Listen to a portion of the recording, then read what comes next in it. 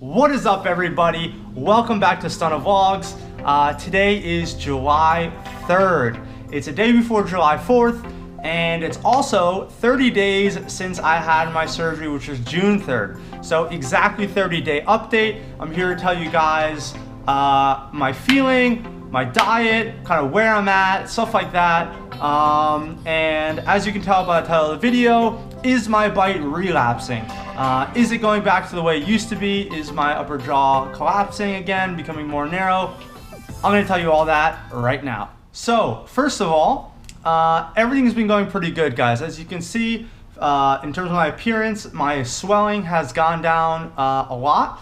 I think it kind of went down the most, or really started seeing a noticeable difference by this 2.5 weeks, 3 weeks. Now we're 4.5 weeks, 30 days out from surgery, and you can see that the swelling is pretty good. I still have swelling right here on the lower jaw section. I can feel like a hard lump here, you know, soft tissue that's more firm where the breaks were. So probably still some swelling here in my face, swelling up here as well. This is where the upside down T is, where I have 2 plates, one on each side, 10 screws on each side. So 20 screws, 2 plates, upside down T, holding my upper jaw. So there's some swelling right here, this puffiness right here, should go away eventually, but definitely still some swelling there. And I think my lip too, kind of feels like I have Botox right now. My lips feel like they're extra puffy. But again, I think that's just because, again, the swelling and the numbness too. And speaking of numbness, what can I feel? So my left side, I can feel pretty much everything. All this right here is good. This part of my lip right here is good. And that's about it. So like really almost half my face. This is the other half where it's not as good. Feeling right here on my lip is not good. I can't feel it, basically is what that means. I can't feel this. Lower lip cannot feel this at all. Worse, this feels somewhat good. This is completely numb here in the corner of my lip. And right here, feels really puffy, feels very strange talking because it feels like I've got a sore there or it's in the way because I can't quite move it, right? It's numb. And then also here in my chin, this entire kind of area right here is all numb. I'd say like right, this part right here, this part right there, that's all numb. I can't feel that at all. So I think that's pretty normal. Again, it's only been 30 days. I think that stuff kind of goes away. Could be up to 6 months, they said. Hopefully I get it back. I haven't been doing anything special to expedite the process. I don't have a jade roller that I saw some YouTube videos of girls get. I don't have that kind of stuff. I also haven't done any acupuncture. I haven't been massaging it. I haven't been putting a heat compress on there. I was doing that when I needed it, when I felt like it was, you know, just kind of swollen. So I had the heat compress to circulate the blood and it felt good. But now that there's no tingling or anything like that, I haven't been doing anything to change it. I've kind of just been letting the healing process happen, cross my fingers, and hope that the feeling comes back eventually. My mouth, the gums, all my upper jaw up here where they made that cut all the way across is numb. Can't feel my gums at all. I've been testing them with this thing. This is the dental tool I always show you guys. Okay, I haven't been stabbing the gum, okay? I haven't been like damaging the gum. I just lightly poke it in a mirror so I see, and I can see how hard I'm doing it. I can't feel it at all. So because of that, I have not been cleaning my teeth with this thing. I don't want to damage the gum. I don't want to get too close to the gums and cause bleeding. I don't know if it will bleed, honestly, actually, because all the nerve endings are kind of cut there and it looks pretty white. I think it will, though. It should bleed, but haven't tested it out, and I don't want to find out. So all my gums up there are numb, and roof of my mouth is fine, but near the front teeth, like right on the inside, right there, it's numb. But the very top roof of my mouth is not numb. That's fine. Lower jaw, this is all good. Yeah, light feeling in the gums down there. I can poke it with my nail a little bit and kind of feel it tingle. So not bad on the lower side, but upper is completely numb. Let me talk about the relapse. So you guys are probably wondering by the title of this video, is his jaw relapsing? So I went to the orthodontist a week and a half ago, basically on my week 3 visit. You guys came with me when I got all the surgical hooks out, got the rubber bands on, which I'm wearing right now. and he said your jaw's trying to relapse. What does that mean? Basically, your body's really good at knowing what it used to be like and what it's comfortable in. So for me, having an underbite and a narrow jaw, my body knows that for 25 years, that's how I chewed. That's how everything was, the muscles, stuff like that. The muscles are really good and so strong, they're gonna try and fight back against the unnatural change of your bone and the structure of your face, which was, surgically altered. So he said that my upper jaw is trying to, move, and it's also trying to kind of collapse again and narrow down. So for me, I not only had double jaw surgery, but I also had a palate expansion. My upper jaw was too narrow. And because of that, another issue arose. So, and by the way, I go back a little bit. For the relapse, he said that that's normal and it's something we're going to fight and basically prevent. So that's why I have the rubber bands in right now. I'm seeing him like every 2 to 3 weeks, calling him if I have any concerns. This is the orthodontist I'm talking about. And making sure that I don't relapse, because I don't want to have surgery again, obviously. I don't want my plates removed. I don't want all that stuff. I don't want to go through that again, I don't want to have to just go through all that liquid diet, everything like that, which I'll talk about diet in a minute, but I want to avoid that, obviously. So we're working on it, and I think we're going to be fine.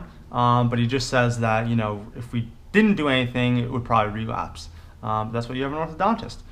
Anyway, the second thing I was saying was I had the palate expansion. So I had 2 incisions made here that were keeping the midline one piece, and then the sides were 2 pieces. And then these pieces here, separate, were kind of bent outward and widened. So I had my upper jaw widened, and because of that, I have this gap here. So you guys see that gap?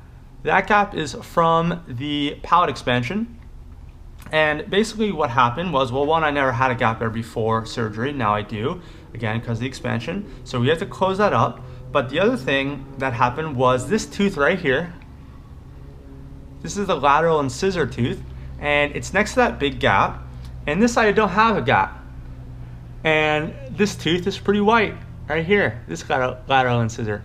But this one, unfortunately, my orthodontist took the mirror tool, looked inside my mouth for the first time when I got my splint taken out on week 3 when you guys were with me. And like I mentioned in my last video briefly, he saw that tooth right here, lateral incisor, was dark. What does a dark tooth mean? God, it never ends. The dark tooth basically means that a tooth is dying. It could be from the incision, the palate expansion incision, very close to the roots of that tooth that killed it. It could be from the plates and screws. A screw could be going through the roots of the tooth, could be dying. Also, there was a lot of blood up there during the surgery. Blood could have entered the tooth and could be discoloring it. My orthodontist said once in a blue moon will the color go back to normal or back to white, but most likely the tooth is dying or on its way out, and basically you're going to need a root canal.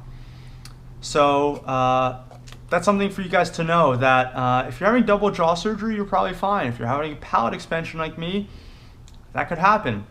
I don't know if it could happen if you just have double jaw surgery. I think it's probably possible, but for me, in my experience, I think it probably happened because of the palate expansion more likely, especially that it's right there next to that gap. It's a lateral incisor. This side doesn't have it. Maybe they widened this side more than the other to fit my lower jaw. I don't know. But I'm dealing with that. So, or in the horizon, I'll have to deal with that. Hopefully it comes back. It could take a couple months. I wrote on the forums and asked people on Facebook. They said that they had this too, and it came back to normal color in about 2-3 months. So hopefully that happens. If not, then I'll need a root canal. Anyway, my diet. So let's talk about that. Starting week 4, which was Monday, I was able to start eating soft chew food. So what does that mean? I basically started trying to eat soft chew food. The only thing I had so far was make 2 scrambled eggs with some milk. I tried to make them light and fluffy so that I could chew them. A little bit hard to get in my mouth because I can't open my mouth very wide. I'll show you guys that in a minute, my progress with that.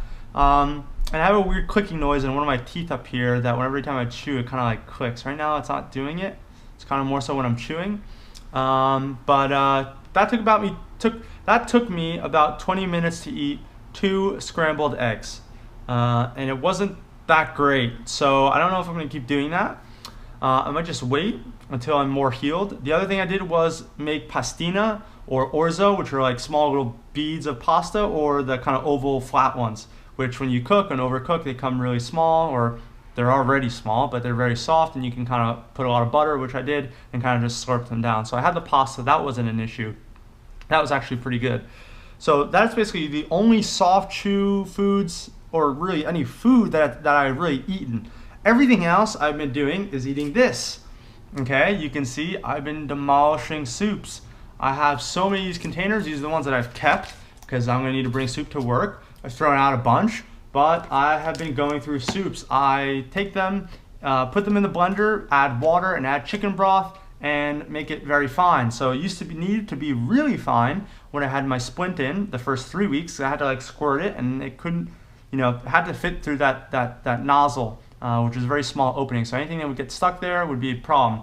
Now that I had no splint, I can open my mouth, I can use a spoon and kind of have soup normally, and it can be a little thicker, but I still add water and chicken broth. So this is basically most of my diet.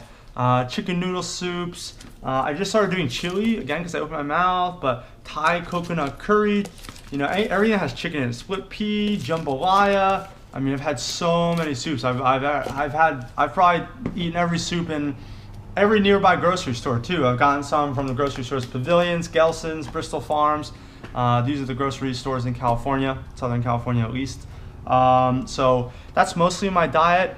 I've also been having like yogurt, drinkable yogurts, regular yogurt, ice cream, protein shakes, and that's basically it actually. It's really just a soup. It's like a soup for lunch, a soup for dinner, and maybe some yogurt and protein shake or some ice cream in between. But that's pretty much it. Otherwise, in my progress in my mouth, this is how far I can open. Well, right here.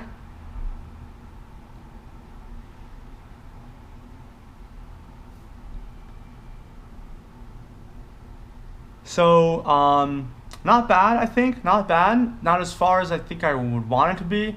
I feel that's very strange that I can't open my mouth wide, right? Because I had double jaw surgery, so my jaws moved, but the joints didn't move, right? So like if they're on a hinge, why wouldn't they be able to open as wide as they were before? It's kind of strange because the jaw, the teeth are kind of separate. Maybe the lower jaw plays a part rather than the upper, but I find that a little strange. But I think I'm doing overall pretty well because I can drink a decent amount of thicker soups now, and like I said, the eggs and stuff like that, which I barely chew. I kind of just like softly crush, not even, and then I kind of just swallow them. And then here's a smile again. So, oh, I totally forgot. The relapse thing, guys. Oh my God. So the relapse, what is happening and why do I think I'm potentially relapsing? Besides the fact that my ortho said that my upper jaw is probably trying to do that, I noticed that when I got my splint taken out, the day I got my splint taken out, my midline was perfectly straight. The crack between my 2 big teeth and the crack between my 2 small teeth perfectly was lining up. Now, like this, for example, this line right here and these lines were like this. Now my midline's like somewhat like this. The bite is off. Look.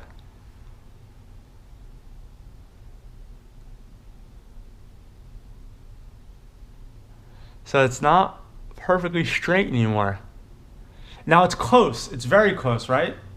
It's like a couple centimeters, but it was perfect before. So I know it's moving. And I can tell in my upper jaw or my lower jaw or whatever part of my mouth, something's moving and it's definitely trying to shift.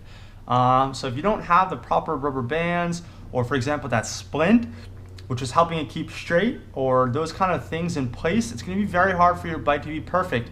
And after going through double jaw surgery, you want your bite to be perfect. I want my bite to be perfect. It should be like $1 million smile, right? I've gone through all this, and I think for the most part, if you see everybody's results, they look great. So I'm already super excited for that. I know it's going to turn out great, but it should just be perfect, and that's what I'm striving for. So hopefully the rubber bands help keep my midline straight, but that is another thing that I wanted to mention about the relapse. Okay, anyway, I'm gonna wrap this video up. I just kind of want to show you guys real quickly though some things here. So my syringes, I haven't used these since I got my splint out. Splint came out again on the 3rd week. I was using these every day. These ones for medicine, these ones for like drinking liquids, and I haven't used them at all. So I think they're time for these to go in the garbage finally. Dental tools, like I showed you guys last time, coming in handy. This tool again I use to look at that lateral and scissor tooth and really see if it is dark like the orthodontist said, just to make sure that what he's saying is true, and it definitely is dark. So that's kind of sad, but using these to kind of clean out my teeth a little bit, not near the gum but just near like in the cracks if there's any food stuck in the cracks. This head wrap, this head sock used to be filled with ice. I haven't been using ice on my face since the first week. You guys saw me wearing all these things. Haven't been doing any of that, so that's all done. Neck pillow all done. This thing wasn't even open. This was supposed to be used to cut the splint out if I needed to, or rubber band so that I could breathe if I was vomiting or having any trouble. So that is no longer in use and never used. And now I use this thing. So this tool right here, I use this thing to hook rubber bands on. These are my rubber bands from the orthodontist called Rainforce Elastics. Non-latex medium force. So they are clear, a bunch of little guys in there. Let's see them, hold on. Yeah, so okay, never mind. Oh, one just dropped out, great, and it just totally disappeared in the ground. Great, so won't show you guys the elastics, that was impossible. Overall guys, though, that is pretty much it. That's my update. Everything is going well. I've been able to kind of start light activity also. I started golfing for the first time yesterday, swinging a golf club. Before that, I wasn't able to do any activity. The surgeon said no, so it felt really good to go outside, do something like golfing where it doesn't move my head or hit my face or anything like that, non-contact, and just kind of enjoy that. Going in the pool, I go in the pool up to my neck, but no swimming. I haven't dunked my head or anything like that. I don't like do breaststroke, and I'm using my shoulder muscles and neck muscles and moving my head. So it's still pretty light right now, but overall it's getting a lot better. So that's my update for you guys. This is what 30 days post double jaw surgery looks like for me.